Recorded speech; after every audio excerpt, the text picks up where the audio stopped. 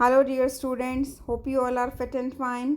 Dear students, आज का हमारा बिहाइव बुक का चैप्टर हम रीड करने जा रहे हैं and that chapter is my childhood. और माय चाइल्डहुड बेटा, ये एक ऐसा चैप्टर जो लिया गया है, ये एक्सट्रैक्ट है एक बुक का।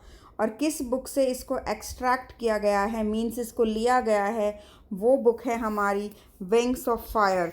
और विंग्स ऑफ फायर क्या है? विंग्स ऑफ फायर बेटा ऑटोबायोग्राफी है डॉक्टर APJ अब्दुल कलाम की। यानी डॉक्टर APJ अब्दुल कलाम ने एक बुक लिखी थी विंग्स ऑफ फायर, उसी में से आपका चैप्टर माय चाइल्डहुड लिया गया है। Means it is an extract from a book wings of fire.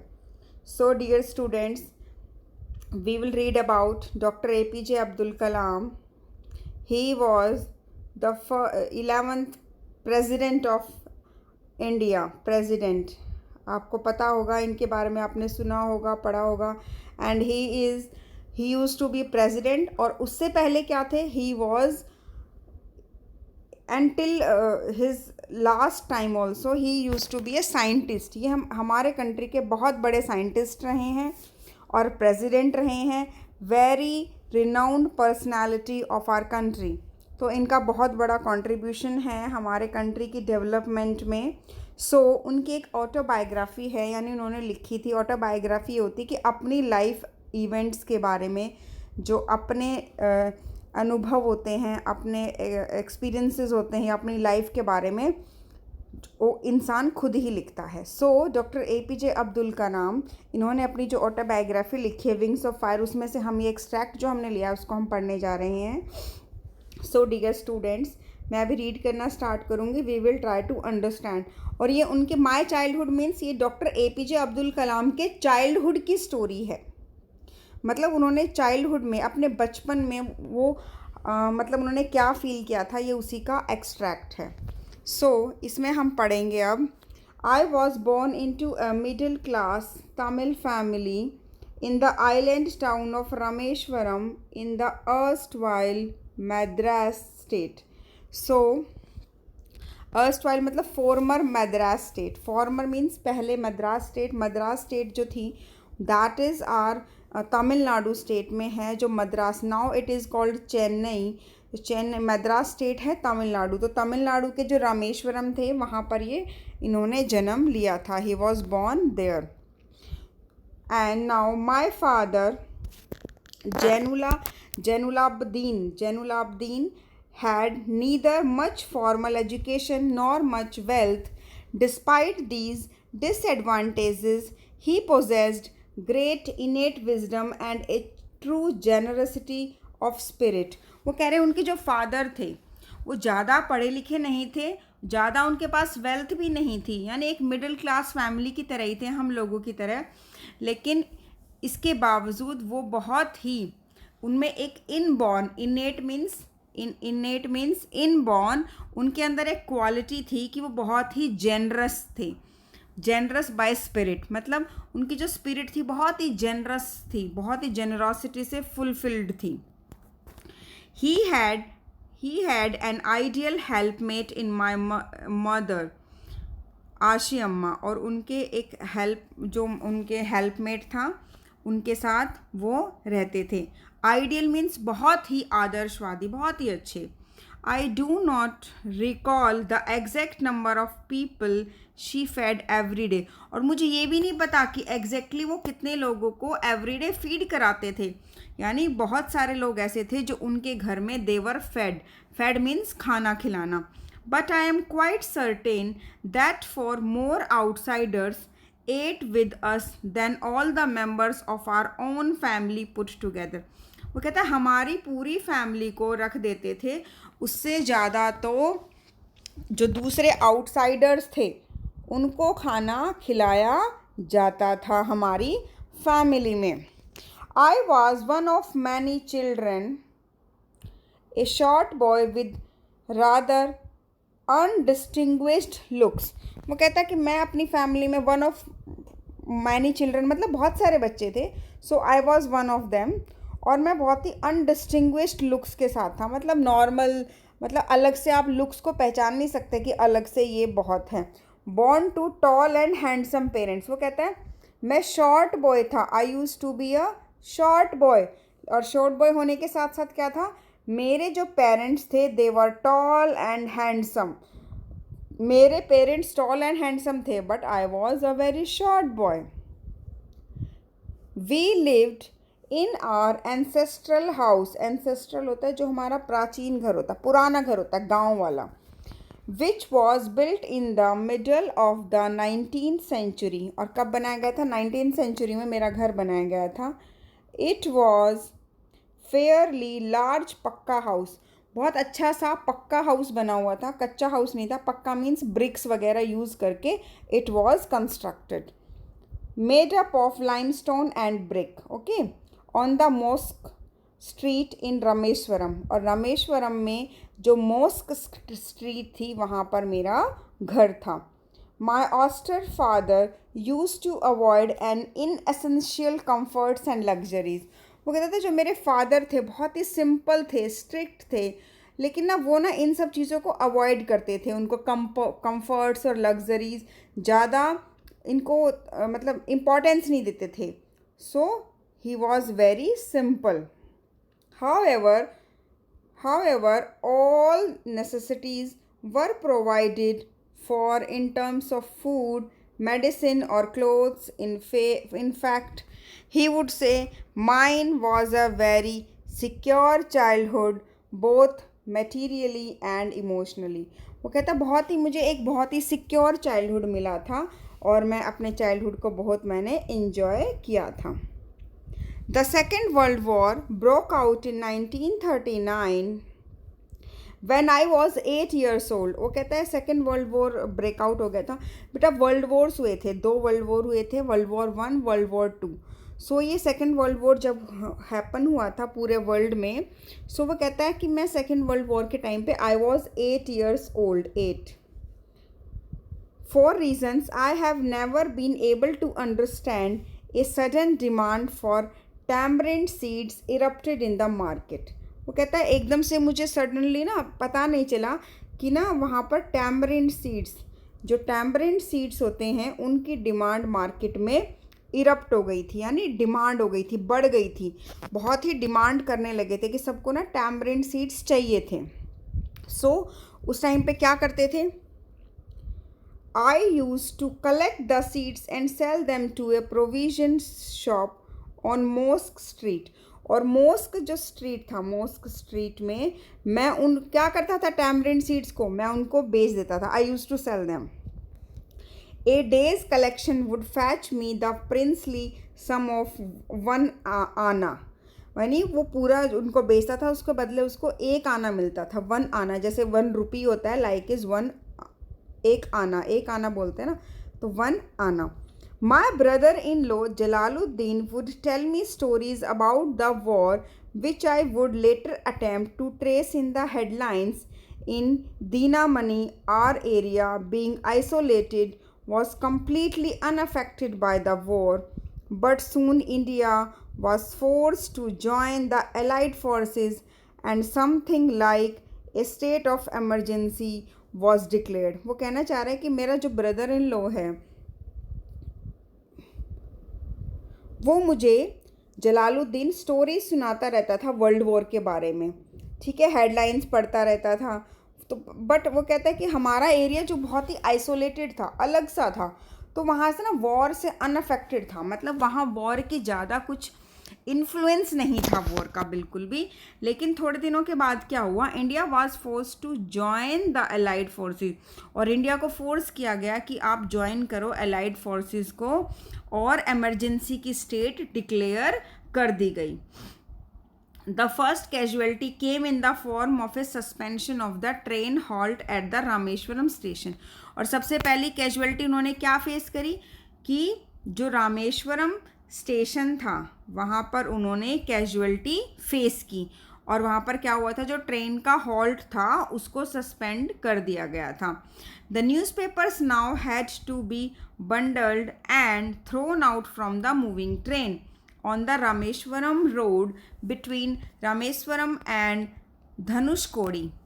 तो जो वो क्या कहना चाह रहा है कि जो न्यूज़पेपर के जो बंडल्स होते थे वो रामेश्वरम रोड के ऊपर, जो कि रामेश्वरम और धनुषकोडी के बीच में है, वहाँ पर उनको फेंक दिया जाता था, थ्रो कर दिया जाता था. That forced my cousin Shamsuddin, और उसके कज़न जो था Shamsuddin, who distributed newspapers in Rameswaram, to look for a helping hand to catch the bundles, and as if naturally I filled the slot. और उसके जो कज़न है शमसुद्दीन, वो न्यूज़पेपर डिस्ट्रीब्यूट करता था, तो उनको एक हेल्पिंग हैंड की रिक्वायरमेंट थी. So I filled the slot. Filled the slot मतलब मैंने उसको हेल्प किया. उसको रिक्वायरमेंट थी तो मैंने अपना हाथ आगे बढ़ाया, यानी मैंने खुद को अवेलेबल कराया, उसके साथ लगाया और उसको हेल्प किया. Shamsuddin helped me earn my first wages. और किसने सबसे पहले मुझे अपनी कमाई पहली बार कमाने का मौका मुझे किससे मिला? शमसुद्दीन से मिला. और पहली मुझे फर्स्ट वेजेस वहाँ से मिले. Half a century later I can still feel the surge of pride in earning my own earning for the first time. वो कहता है कि आधी सेंचुरी के बाद भी मुझे ये अच्छा लगता था कि एक प्राइड फील होता था कि मैंने खुद मनी अर्न करी, और फर्स्ट टाइम मैंने खुद मनी अर्न करी और अपनी मेहनत से अर्न करी. Every child is born with some inherited characteristics. Doctor APJ Kalam कहते हैं कि हर चाइल्ड जो है वो किसी न किसी इनहेरिटेड कैरेक्टरिस्टिक्स से भरा हुआ होता है, यानी उसको कोई ना कोई अच्छी बात वो इनहेरिट करता है. इनहेरिट करने का मतलब है जो उन्हें हमने पेरेंट्स से, अपने ग्रैंड पेरेंट्स से मिलती है, into a specific socio economic and emotional environment and trend in certain veg bye figures of authority. वो कह रहा है साथ तो होता है, लेकिन जो कि हमें स्पेशली सोशो इकोनॉमिक और इमोशनल एनवायरनमेंट में ढालने की कोशिश करती है और हमें ट्रेन करती है, जिससे हम अलग अलग फिगर्स, यानी हम अच्छे, उसमें हमारे इनहेरेंट प्रॉपर्टीज़ उसमें दिखाई देती हैं. सो सबको अपनी इनहेरिटेड प्रॉपर्टीज़ दिखती हैं. तो वो कहता है कि मैंने क्या इनहेरिट किया? आई inherited honesty and self discipline from my father. वो कहता है मैंने इनहेरिट किया, मैंने प्राप्त किया अपने पेरेंट्स से. क्या? अपने फादर से. ऑनेस्टी एंड सेल्फ डिसिप्लिन मुझे मिला. From my mother I inherited faith in goodness and deep kindness. वो कहता है और अपनी मदर से मैंने क्या इनहेरिट किया? फादर से उसने किया था बेटा ऑनेस्टी एंड सेल्फ डिसिप्लिन. और मदर से क्या इनहेरिट किया? फेथ इन गुडनेस, अच्छाई में faith, and deep kindness, and so did my 3 brothers and sister. और मदर से उसने इनहेरिट किया था गुडनेस और डीप काइंडनेस, और उनके तीनों ब्रदर्स और सिस्टर्स ने भी. ठीक है. I had 3 close friends in my childhood. कौन कौन थे? रामानंद शास्त्री, अरविंदन एंड शिव प्रकाशन. तो ये उसके 3 फ्रेंड्स के नाम थे. आपसे पूछ सकता है कोई भी, who were 3 friends of Dr. APJ Abdul Kalam? Ramanand Shastri, Aravindan and Shiv Prakashan. तो ये 3 उसके अच्छे चाइल्डहुड फ्रेंड्स थे. All these boys were from orthodox Hindu Brahmin families. और ये तीनों ही ऑर्थोडॉक्स हिंदू ब्राह्मण फैमिलीज़ के उसके फ्रेंड्स थे. एज चिल्ड्रन none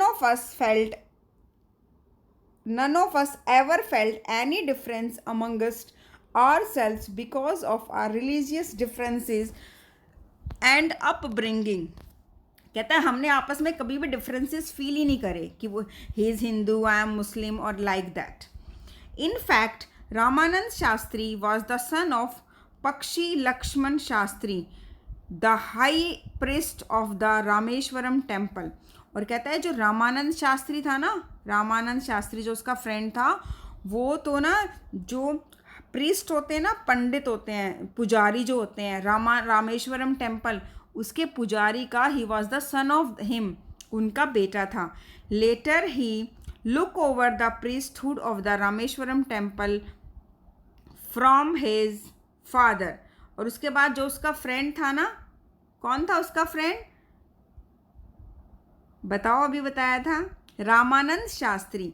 सो रामानंद शास्त्री जो है अपने फादर के बाद खुद जो है टेम्पल का प्रीस्ट बन गया था, पुजारी बन गया था. देखो बेटा पिक्चर में भी you can see like this, they are, our family use to arrange boats for carrying idols of the lord from the temple to the marriage site. और मैरिज साइट से वो टेम्पल तक ऐसे आइडल्स को लेकर जाते थे, मूर्तियाँ जो होती थी वो लेकर जाते थे. साथ में देखो डॉक्टर APJ अब्दुल कलाम भी हैं और जो प्रीस्ट्स हैं वो भी हैं, और जिनके घर मैरिज हो रही है they all are going. Aravindan went into the business of arranging transport for visiting pilgrims. और जो उसका दूसरा फ्रेंड था अरविंदन क्या करता था, अरविंदन ने अपना जो है ना बिजनेस में उसने बिजनेस कर लिया था. क्या बिजनेस करता था, he used to arrange transport for visiting pilgrims. जो पिलग्रिम्स आते थे, जो घूमने के लिए लोग आते थे, वहाँ पर यात्री आते थे, उनके लिए ट्रांसपोर्ट अरेंज करता था. और उसका थर्ड फ्रेंड कौन था, शिव प्रकाशन जो है वो क्या करता था, he became a catering contractor. और वो क्या बन गया था, catering contractor for the southern railways. Southern जो रेलवेज थी उसका वो कैटरिंग कॉन्ट्रैक्टर बन गया था. ये लिखा है. Next, during the annual Shri Sita Rama Kalyanam ceremony. जो एनुअली जो है एक सीता राम कल्याणम सेरेमनी की जाती थी. Our family use to arrange boats with a special platform for carrying idols of the lord from the temple to the marriage site. और उसमें हम क्या करते थे, जो आइडल्स होती थी, जो मूर्तियाँ होती थी लॉर्ड की, भगवान जी की, उनको हम मैरिज साइट से, टेम्पल से मैरिज साइट तक लेकर जाते थे. और उसके लिए हम क्या करते थे, हम बोट्स को अरेंज करते थे, क्योंकि पॉन्ड है वहाँ पर, situated in the middle of the pond called Ram Tirth है, वहाँ तक लेके जाते थे. Which was near our house. और वो हमारे घर के बहुत ही पास था. ये देखो बेटा पिक्चर भी आपको दी हुई है, मैं दिखा देती हूँ कैसे लेके जा रहे हैं, like this. Okay, then events from the Ramayana and from the life of the prophet were the bedtime stories. वो कहते हैं लॉर्ड रामा की जो, और जो प्रोफेट मोहम्मद हैं उनकी जो लाइफ स्टोरीज होती थी वो हमारी बेड टाइम स्टोरीज होती थी. My mother and grandmother would tell the children in our family. और उन स्टोरीज को कौन सुनाता था, मेरी मदर और मेरी ग्रैंड मदर सुनाते थे. One day I was in the fifth standard means I was in class 5 at the Rameswaram elementary school. A new teacher came to our class. और एक न्यू टीचर आते हैं उनकी क्लास में. I used to wear a cap which marked me as a Muslim. और मुझे वो क्या मार्क करता था, वो मतलब मैं एक ऐसी कैप पहनता था जिससे पता लगता था कि मैं क्या हूँ, मुस्लिम हूँ. And I always sat in the front row next to Ramanand Shastri. और मैं हमेशा किसके साइड में बैठता था, जो रामानंद शास्त्री है उसके नेक्स्ट बैठता था. हु वोर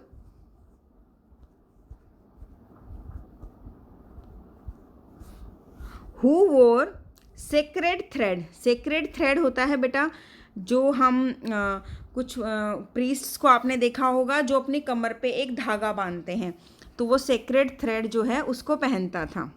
the new teacher could not stomach a Hindu priest's son sitting with a Muslim boy.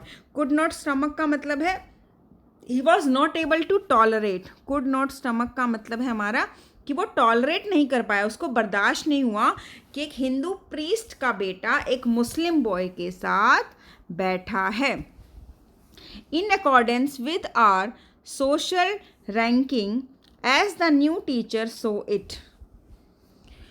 क्योंकि हमारे जो सोशल रैंकिंग के हिसाब से न्यू टीचर ने देखा. I was asked to go and sit on the back bench. और मुझे क्या बोला गया कि तुम जाओ और लास्ट बेंच पे बैठ जाओ, जो बैक में है बेंच उस पे जाके बैठोगे। I felt very sad and so did Ramanand Shastri.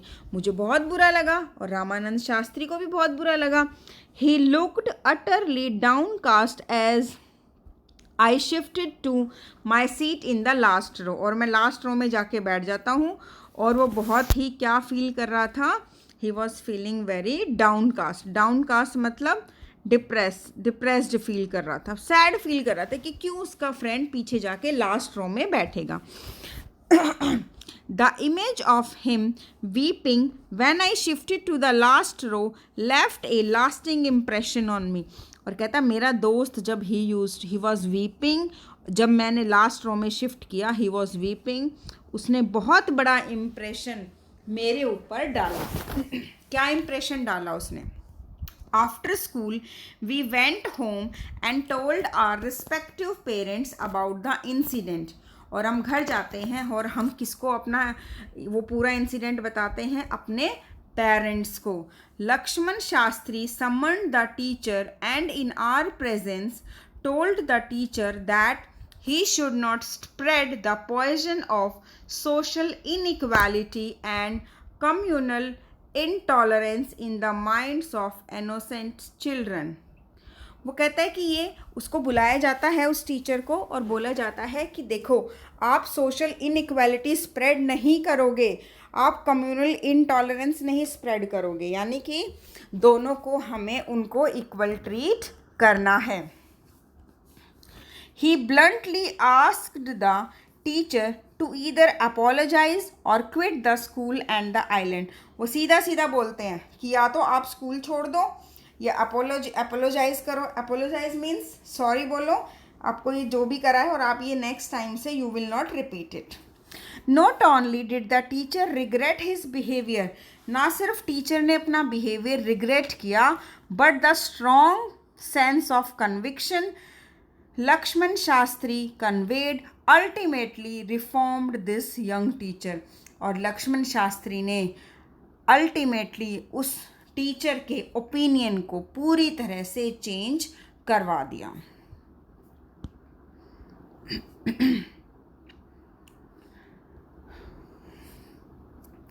On the whole, देखो आप इस पिक्चर में भी देख सकते हो बेटा, I always sat in the front row next to Ramanand Shastri. देखो he is the teacher and they all kids are studying like this. He was sitting, Dr. APJ Abdul Kalam is sitting next to his friend Ramanand Shastri. On the whole, the small society of Rameshwaram was very rigid in terms of segregation of different social group. वो कहता है कि छोटी सी society है रामेश्वरम में और बहुत ही जो है सेग्रीगेशन के साथ वो रहते हैं, अलग अलग सोशल ग्रुप हैं, पर दे आर वेरी रिजिड, बहुत ही रिजिड हैं वो इस मामले में। However my science teacher Shiv Subramanyam Iyer, though an orthodox Brahmin with a very conservative wife, was something of a rebel. लेकिन वो बहुत ही रिबेल नेचर के थे, जो मेरे एक और साइंस टीचर थे। He did his best to break social barriers so that people from varying backgrounds could mingle easily. और वो हमेशा कोशिश करते थे कि अलग अलग सोशल जो बैकग्राउंड्स के लोग थे वो सब लोग जो है मिंगल ईजीली, मतलब एक दूसरे के साथ मिलजुल कर रहे हैं। He used to spend hours with me and would say, Kalam, I want you to develop so that you are on par with the highly educated people of the big cities. वो कहते थे कलाम मैं चाहता हूँ कि तुम बहुत ही develop करो खुद को और एट पार लगाओ और हाईली एजुकेटेड पीपल जो कि सिटीज़ में होते हैं ना, तुम उनके साथ अपना कंपैरिजन करो। मैं चाहता हूँ तुम एक दिन बहुत बड़े आदमी बनो, कहने का मतलब। So one day he invited me to his home for a meal. वो अपने घर मुझे मील के लिए बुलाते हैं। His wife was horrified at the idea of a Muslim boy being invited to dine in her ritually pure kitchen. और उसके अकॉर्डिंग जो उनकी रिचुअली बहुत ही प्योर किचन है उसमें एक मुस्लिम बॉय को कैसे वो अंदर बुला सकते थे. She refuse to serve me in her kitchen. So Shiv Subramanyam Iyer was not perturbed, nor did he get angry with his wife. उसको अपनी वाइफ को बिल्कुल गुस्सा नहीं आया जब उसकी वाइफ ने रिबेल किया, मना किया कि नहीं ये पॉसिबल नहीं है. But instead he served me with, लेकिन इसके बावजूद उन्होंने सर्व किया मुझे. क्या सर्व किया? He served me with his own hands and sat down beside me to eat his meal. और मेरे साथ ही बैठ जाते हैं और साथ ही मेरे खाना खाना स्टार्ट कर देते हैं. मुझे भी सर्व करते हैं खाना और खुद भी मेरे साथ बैठकर खाना खाना स्टार्ट कर देते हैं. His wife watched us from behind the kitchen door. और किचन के डोर के पीछे से उनकी वाइफ देख रही हैं. I wondered whether she had observed any difference in the way I ate rice, drank water, or cleaned the floor after the meal. वो कहते हैं कि मुझे नहीं लगता उन्होंने कुछ डिफरेंस ऑब्जर्व किया होगा, जिस तरह से मैंने राइस खाया, जिस तरह से मैंने आई ड्रैंक वाटर, या जिस तरह से मैंने खाना खाने के बाद फ्लोर को क्लीन किया, साफ़ किया. When I was leaving his house, Shiv Subramanya Iyer invited me to join him for a dinner again the next weekend. और जो उनके जो टीचर होते हैं वो दोबारा से नेक्स्ट वीकेंड में फिर से मुझे डिनर के लिए इनवाइट करते हैं. ऑब्जर्विंग माई हेजिटेशन, और मेरी हेजिटेशन को ऑब्जर्व करते हुए, he told me not to get upset. और उनको लगा कि मैं बहुत हेजिटेट कर रहा हूँ उनके घर खाना खा के, तो उन्होंने कहा डोंट गेट अपसेट. और क्या बोलते हैं? Once you decide to change the system such problems have to be confronted. वो बोलते हैं अगर आप किसी सिस्टम को चेंज करने की सोचते हो ना, तो ऐसी छोटी मोटी प्रॉब्लम्स तो आपको कन्फ्रंट करेंगी, यानी आपको फेस करनी होंगी. When I visited his house the next week, Shiv Subramanya Iyer's wife took me inside her kitchen and served me food with her own hands. और जब मैं नेक्स्ट टाइम अपने टीचर के घर जाता हूँ, शिव सुब्रमण्य अय्यर जी के घर, तो उनकी वाइफ खुद मुझे किचन में कॉल करती हैं और मुझे फूड सर्व करती हैं अपने हाथों से, with her own hands. Number 10, then the second world war was over. और तब तक क्या हुआ था? सेकेंड वर्ल्ड वॉर जो है वो ओवर हो गया था, ख़त्म हो गया था.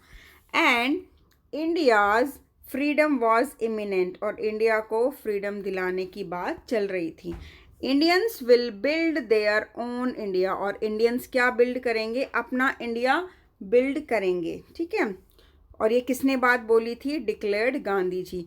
गांधी जी बोलते हैं Indians will build their own India, और इंडियंस अपना इंडिया बिल्ड करेंगे, अपना हिंदुस्तान बनाएंगे. The whole country was filled with unprecedented optimism. और पूरा कंट्री जो है एक ऑप्टिमिज्म की फीलिंग के साथ फिल्ड होता है, मतलब भरा हुआ होता है.